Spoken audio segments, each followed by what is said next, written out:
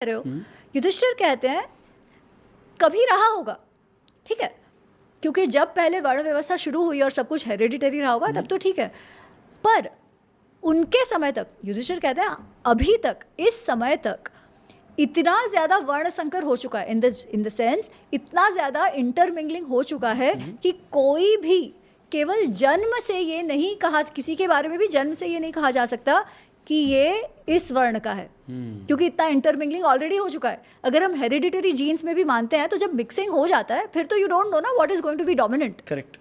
तो इसलिए आज केवल व्यवहार और गुण ही वर्ण के सूचक है।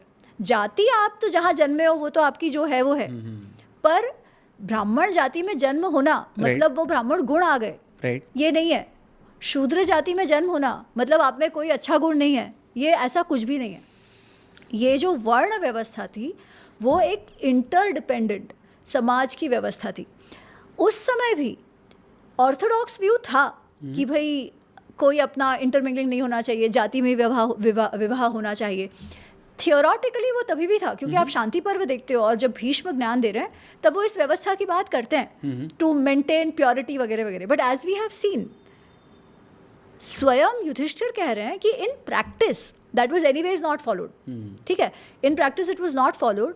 People were marrying whoever they wanted, people were doing whatever they wanted. Of course hereditary उनका जो प्रोफेशन रहा होगा वो रहा होगा, बट किसी को रुकाया नहीं जाता था कुछ भी करने से। तो ये जो ऑपरेशन वाली जो बात